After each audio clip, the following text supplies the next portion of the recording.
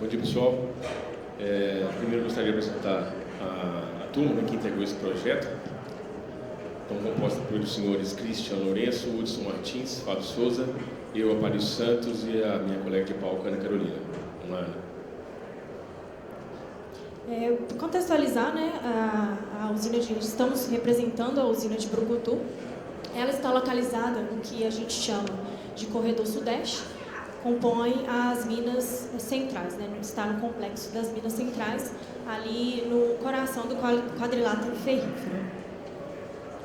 Falando um pouquinho do tratamento de minérios de Brucutu, teve início das operações com a planta de finos, ainda na época da Sucoimex, em 1994, e essa planta ainda existe com uma capacidade de 1.000 toneladas por hora.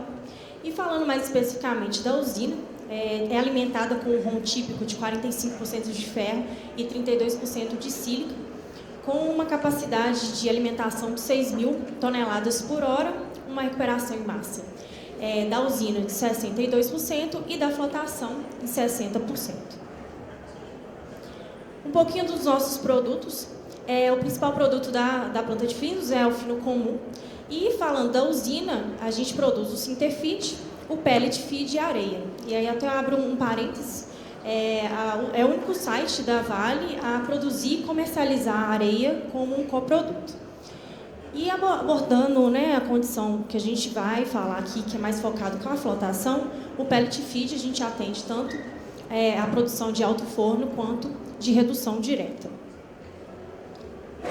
A gente não vai se ater a aprofundar, né, os conceitos em relação à flotação, mas tem algumas informações que é importante para trazer e conectar com a solução que a gente trouxe.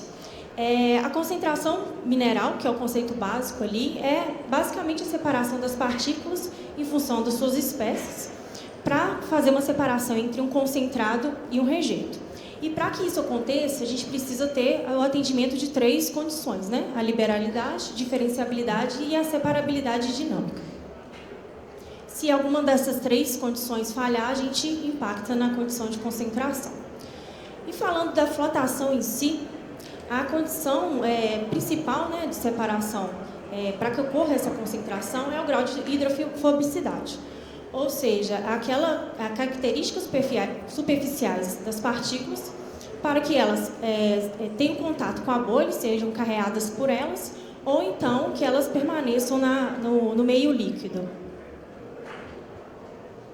E aqui a gente chega num ponto-chave desse nosso trabalho, que é a condição da hidrodinâmica da flotação. Nas células convencionais autoaeradas, a gente não tem a injeção direta da aeração nessas células. Ou seja, a gente não tinha, né, a medição dessa aeração que entrava, né, na célula para promover a flotação. E como ocorre essa condição de hidrodinâmica nessas células? Existe, né, com a rotação do rotor, há uma geração de uma baixa pressão e o ar atmosférico ele é introduzido para dentro da célula, fazendo com que ocorra a geração das bolhas e, consequentemente, a flotação.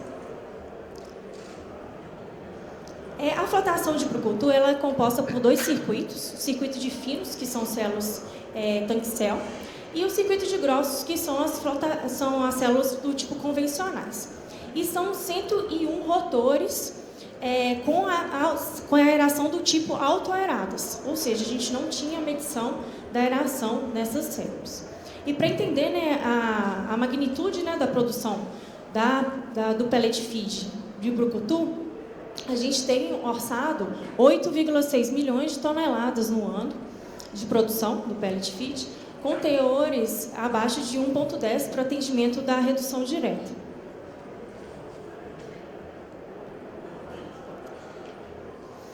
E a gente tinha uma dor na operação. Por quê? As nossas condições operacionais para poder fazer essas inspeções, para identificar, né, essas anormalidades em relação à redução da aeração, era muitas vezes feita com alguns recursos técnicos, né, que muitas vezes o operador tinha ali na mão, para conseguir identificar uma folhinha de papel. Só que a condição eram inúmeras, né, porque são mais de 100 rotores para poder fazer essa verificação.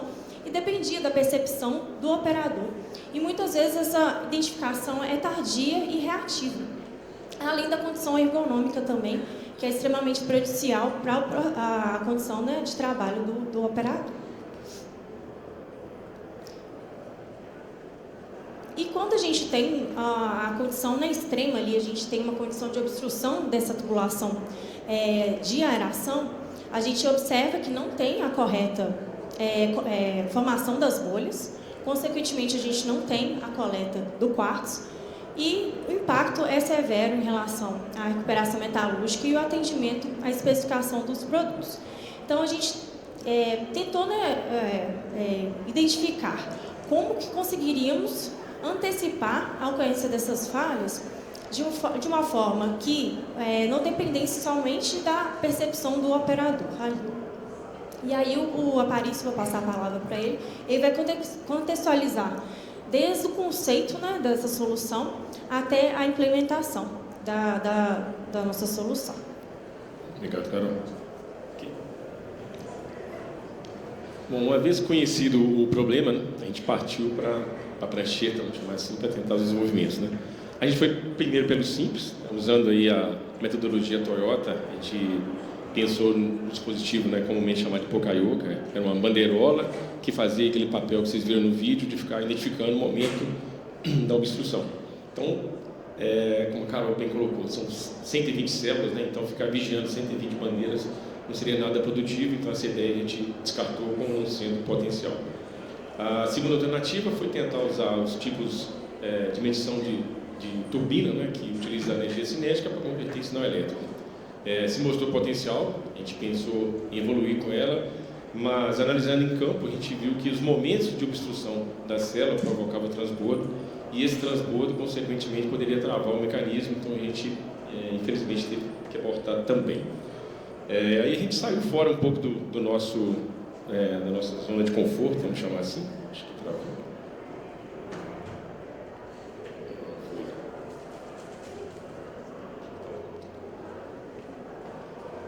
Então, saindo um pouco, né, do nosso métier, que é a mineração, a gente foi buscar em outras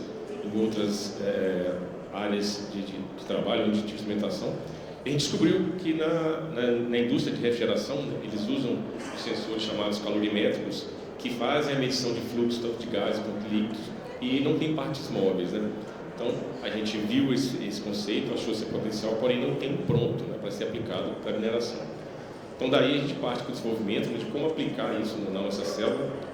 Então, a gente desenvolveu primeiro a base, onde a gente colocaria esse sensor, que é esse colar branco que vocês veem nas fotos. Então, esse colar, a gente, para não ter também pontos de manutenção, a gente pôr um projeto onde não tinha ponto de fixação, ou seja, ele não tem parafuso, ele não tem agarro, ele entra com interferência. E por que ele precisa ser retirado, né? Então, nos momentos de sobrecarga que é preciso fazer a limpeza, é só você extrair manualmente, sem chave, sem nenhum device, e tira e faz a limpeza. Então, com isso, a gente conseguiu materializar o que seria o primeiro sensor nosso, né, que vocês estão vendo no vídeo, acho que tem um videozinho dele aqui pedindo, e terminamos essa fase, o tempo está acabando aqui. Bom, com o conceito materializado, então a gente foi instalar no primeiro piloto, o que era uma necessidade de detecção, que vocês viram. A gente evoluiu não só com detecção, a gente partiu com a medição, indicação local e transferência dessa informação para o nosso sistema de controle. Um pouquinho dele em funcionamento aqui, passar esse tempo para frente aqui. Bom, para interligar, como eu disse, né, a gente usou o protocolo comum, que é o protocolo 4A20, né, que depois a gente digitalizou ele na linguagem Profibus para fazer a integração com o nosso sistema. Então, hoje, além da indicação local que a gente tem, essa medição vai para o nosso sistema de controle. Com isso, usando as ferramentas de IA que a gente tem hoje, a gente consegue determinar o momento em que está acontecendo, ou seja, quando o comportamento evolui para a obstrução, para que a atuação seja mais rápida, né, informando os operadores de campo para tentar verificar o que está acontecendo, para fazer essa mitigação. E, posteriormente, né, com esse dado em mãos, o passo que a gente quer agora é interagir de forma a habilitar a dosagem do reagente ou não em função da aeração. Bom, então, como principais ganhos que a gente cita, né, nesse trabalho, é a medição inédita, isso não se tem notícia em literatura nenhuma da mineração, esse tipo de sensor para células alteradas, né? Então, assim, é uma inovação que a gente traz para o mercado. são sensores sem partes móveis, então, ou seja, não tem o risco do travamento, dos outros que a gente citou, né? A fácil remoção para limpeza, caso precise ser feita a limpeza, é simplesmente retirá-lo e voltar para o lugar se precisar. A gente eliminou o que a Carol disse no início, na operação às cegas, né? Como é que você sabe da saúde das 120 células? Agora está tudo no seu sistema supervisório, né? Maior estabilidade e controle operacional das células, monitoramento contínuo, então, ou seja, a gente tem uma medição em tempo real disso aí. A integração com sistemas especialistas, né? O PyVisio, a nossa plataforma de supervisório. Evitamos a perda de produção, né? Uma perda catastrófica, como é mostrado no vídeo pela Carol. A gente está falando aí de 3 mil toneladas dia, do minério mais nobre que a gente tem, que é o pet-fish. E a redução dos impactos na recuperação metalúrgica. E, como eu disse, né? Serve de base agora para a otimização da dosagem. Agradecer a revista, a todos os presentes aí pela oportunidade. Obrigado, pessoal.